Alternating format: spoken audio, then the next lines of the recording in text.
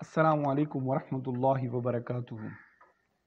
حضرت علامہ محمد اقبال، جنہیں طائر لاہوتی بھی کہا جاتا ہے، 20ویں صدی کے ایک معروف شاعر، سائنسدان، قانون دان اور تحریک پاکستان کے روح رواں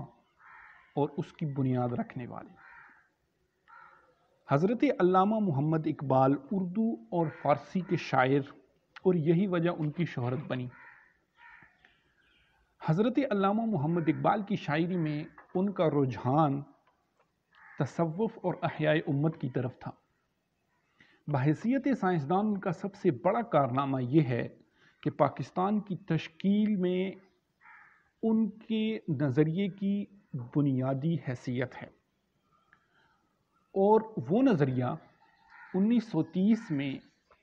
مسلم لیگ کی صدارت کرتے ہوئے الہ آباد کے مقام پر انہوں نے پیش کیا۔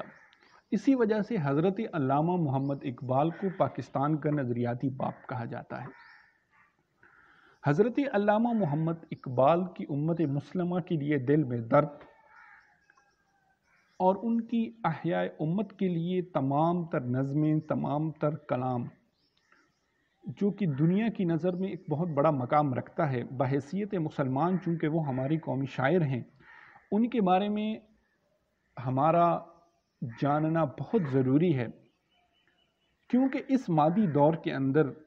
اگر ہم اپنے اسلاف کے بارے میں نہیں جانتے، اپنے اسلام کے بارے میں نہیں جانتے، اپنے ملک کے بارے میں نہیں جانتے، تو پھر ہم کسی چیز کے بارے میں جاننے جو نہیں جانتے۔ اسی وجہ سے یہ سلسلہ بزم استقبال جو ہم نے شروع کیا ہے، اس کی وجہ یہ ہے کہ اپنے نوجوانوں کو اپنے اسلاف کے بارے میں صحیح آگاہی دی جائے، تاکہ ان کے اندر وہ چیز پیدا ہو، وہ روح محمدی صلی اللہ تعالیٰ علیہ وآلہ وسلم پیدا ہو، جس کے میں اغیار یہ کہتے پھرتے ہیں کہ وفا کا کش جو موت سے ڈرتا نہیں، ذرا روح محمد اس کے بدن سے نکال دو۔ اور حضرت علامہ محمد اقبال نے جو کلام، جو امت مسلمہ کے سامنے پیش کیا، اگر اس کو تصوف کی روح سے دیکھا جائے تو وہ تمام کے تمام جو کلام ہے وہ قرآن پاک کی تفسیر ہے۔ جیسا کہ ایک آیت ہے کہ ان اللہ لا یغیر ما بقوم حتی یغیروا ما بانفسہم، اور اس کا حضرت علامہ محمد اقبال نے جو ترجمہ کیا وہ عین اس کا ترجمہ بھی ہے اور اس کی تفسیر بھی ہے۔ وہ کہتے ہیں کہ خدا نے آج تک اس قوم کی حالت نہیں بدلی، نہ ہو خیال جس کو آپ اپنی حالت بدلنے کا۔ تو اسی وجہ سے اس طرح کے بہت سے ایسے اشعار ہیں جو کہ قرآن کی تفسیر کہا جائے تو بے جانا ہوگا۔ حضرت علامہ محمد اقبال امت مسلمہ کے لیے انتہائی فکر مند رہتے تھے، چونکہ ان کے دور سے کچھ عرصہ پہلے ہی خلافت عثمانیہ بھی ختم ہو چکی تھی، جو کہ مسلمانوں کا ایک ایسا گروپ تھا اور ایک ایسی ان کی سلطنت تھی کہ جس کو دیکھتے ہوئے اغیار ایک دفعہ سوچتے ضرور تھے، اور جب اس امت کی شیرازہ بکھر گیا تو پھر حضرت علامہ محمد اقبال کے دل پہ جو چوٹ لگی، اسی کو سمجھانے کے لیے اور اسی کو بتانے کے لیے اس چھوٹے سے پروگرام کا آغاز کیا گیا ہے۔ حضرت علامہ محمد اقبال فرماتے ہیں کہ ایک دفعہ میں رات کو سو رہا تھا، اچانک میری آنکھ کھلی اور اسی دوران میری والدہ محترمہ وہ سیڑھیاں اترتے ہوئی اوپر سے نیچے آئی اور صحن کے دروازے کی طرف چلی۔ جب صحن کے پاس پہنچی تو وہاں پر ایک نور کا ہالہ جو تھا وہ اس دروازے سے اندر آ رہا تھا، تو میں بھی اپنی والدہ کے ساتھ پیچھے کھڑا ہو گیا اور میں نے بھی دیکھا کہ یہ کیا وجہ ہے، یہ نور کہاں سے آ رہا ہے۔ تو دونوں نے یہ دیکھا کہ شیخ نور محمد، جو کہ ایک اللہ کے ولی اور بزرگ تھے اور حضرت علامہ محمد اقبال کے والد محترم تھے، ان کے گرد ایک نور کا ہالہ ہے، اور اس نور کے حالے میں چھم چھم رحمت کی برسات ہو رہی ہے۔ میں نے جانا چاہا لیکن والدہ نے مجھے منع کر دیا۔ صبح کے وقت جب میں نے اس معاملے کا اپنے والد محترم سے ذکر کیا، ان سے پوچھا، تو انہوں نے کہا کہ بیٹا یہاں سے کچھ فاصلے پر، کچھ میل دور یہاں پر ایک قافلہ آ رہا ہے جس میں ایک مریض ہے جس کو ہماری ضرورت ہے، ہمیں اس کے پاس جانا چاہیے۔ والدہ محترمہ نے بیگ میں کچھ چیزیں ڈالیں ضرورت کی، اور ہم ٹانگے پر سوار ہو کر اس قافلے کی جانب چل دیے۔ چند میل جانے کے بعد جب ہم وہاں پر پہنچے تو والد محترم نے اس جو قافلہ تھا اس کے سردار کو کہا کہ آپ ہمیں اس مریض کے پاس لے جائیں جو کہ اس وقت موت و حیات کی کشمکش میں مبتلا ہے۔ وہ قافلے کا سردار بھی بڑا حیران تھا کہ ان کو کیسے پتہ۔ خیر وہ ہمیں لے گیا، اور والد محترم نے بستے سے ایک سرمے کی طرح کی کوئی چیز نکالی اور وہ اس کے جسم پر ملنا شروع کر دی، اور وہ بیماری کچھ ایسی تھی کہ اس کے جسم سارا پھٹا ہوا تھا۔ تو کچھ دیر وہاں پر انتظار کیا، تو آہستہ آہستہ وہ مریض جو ہے وہ صحتیاب ہونے شروع ہو گیا۔ پھر ہم وہاں سے واپس آ گئے۔ والد محترم کو انہوں نے کچھ رقم پیش کی، ہدیہ دینے کی کوشش کی، لیکن والد محترم نے منع کر دیا۔ ہم واپس آئے، اور شام کے وقت جب ہم نے دوبارہ اس قافلے کی خبر لی تو وہ شہر پہنچ چکا تھا اور وہ مریض بھی صحتیاب ہو چکا تھا۔ یہ تھے ان کے والد محترم جو کہ ایک اللہ کے ولی تھے، اور ان کی والدہ جن کا نام امام بی بی تھا، وہ سمڑیال سیالکوٹ کی کسی علاقے سے ان کا تعلق تھا،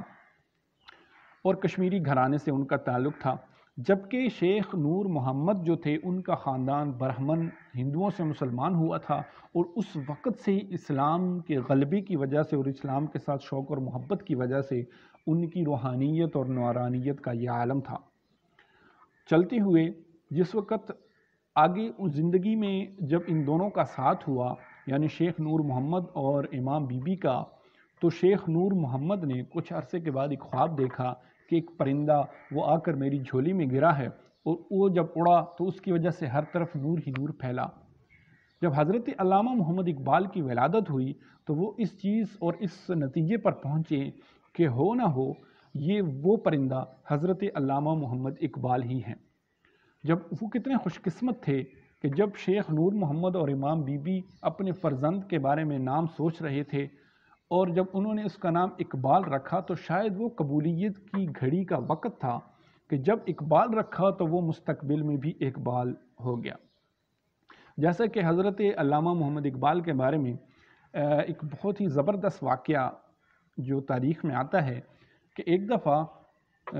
حضرت علامہ محمد اقبال جو ہے وہ اسکول لیٹ ہو گئے، تو ان کے استاد محترم نے کہا کہ بیٹا تم لیٹ کیوں آئے ہو؟ چونکہ وہ استاد آج کا استاد نہیں تھا، وہ بھی وہ استاد تھا کہ جس کی نظر مستقبل پر اور بچے کی ذہنی صلاحیت تربیت پر تھی،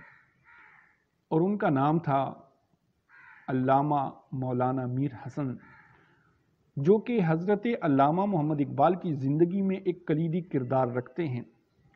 تو حضرت علامہ محمد اقبال سے پوچھا کہ بیٹا تم لیٹ کیوں آئے ہو؟ تو انہوں نے بڑا ہی کمال جواب دیا، انہوں نے کہا کہ اقبال ہمیشہ لیٹ آتا ہے۔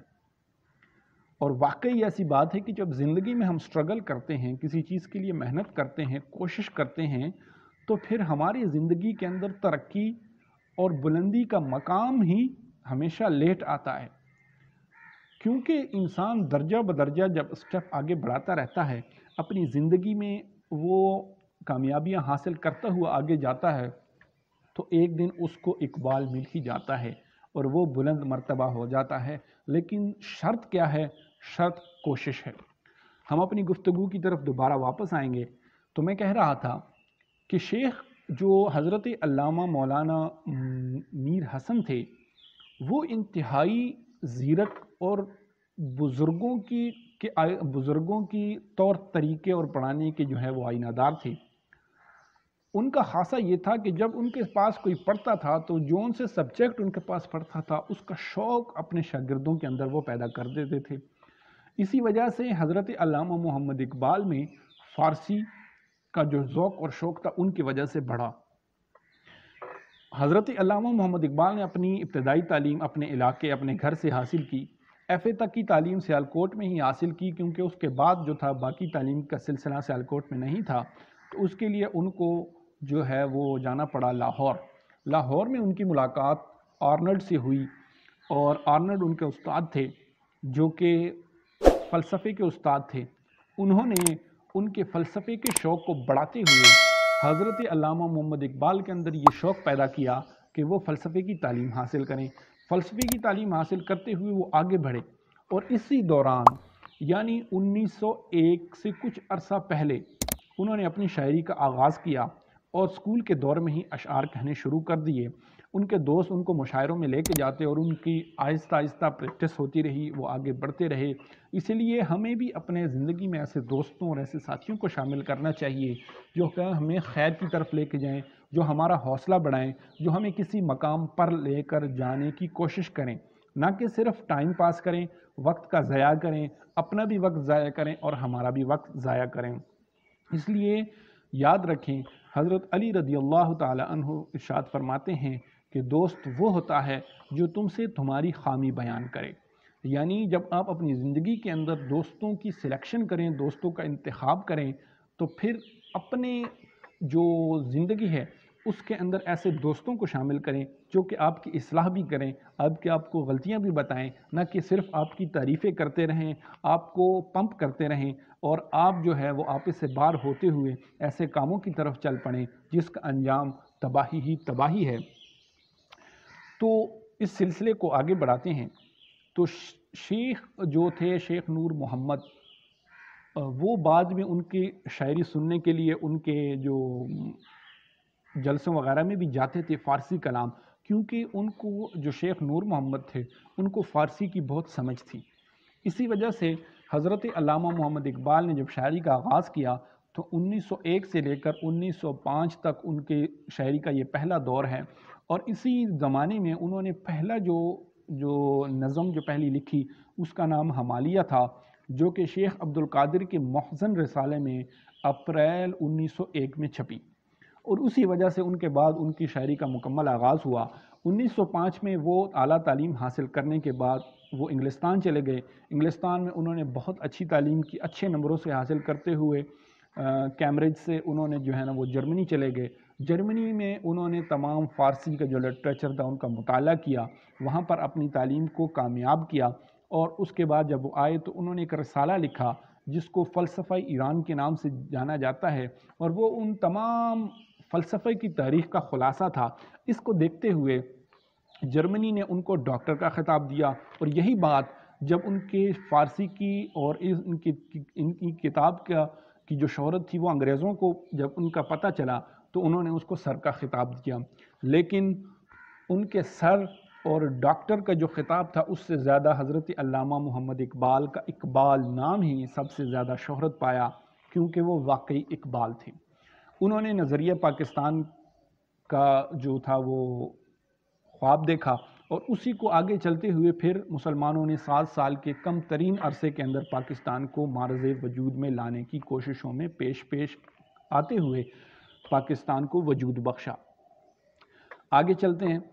تو حضرت علامہ محمد اقبال جو تھے ان کی جب وہ وہاں سے واپس آئے تو پھر ان کا 1908 سے جو ہے 1905 سے لے کر 1908 تک فارسی کے جو اشعار ہیں ان کا دور ہے۔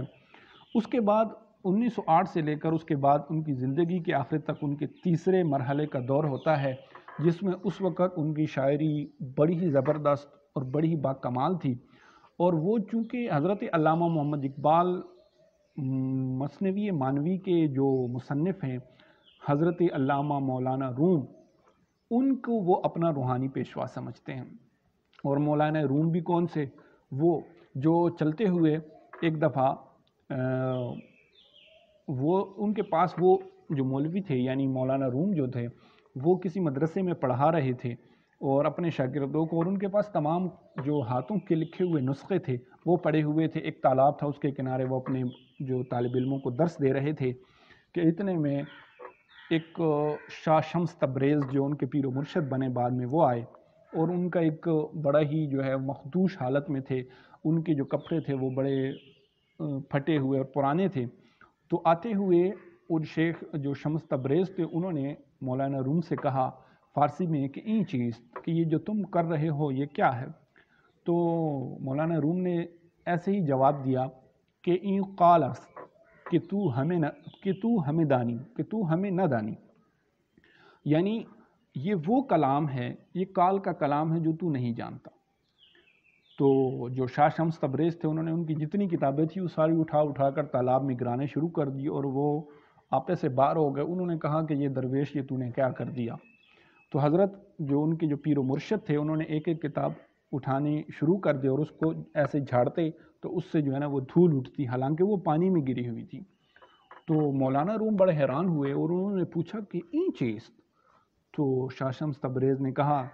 کہ او قال است و این حال است، این چیز است کہ تو نہ دانی، یعنی یہ وہ چیزیں ہیں جو تو بھی نہیں جانتا۔ اس کے بعد وہ ان کے پیچھے گئے، وہ چلے گئے، ان کو ڈھونڈتے رہے، اور پھر مولانا روم سے، پھر جس طرح حضرت مولانا روم نے مثنوی مانوی میں کہا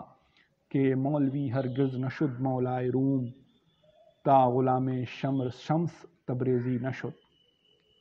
اگلی ویڈیو تک کے لیے اجازت دیں۔ السلام علیکم ورحمۃ اللہ وبرکاتہ۔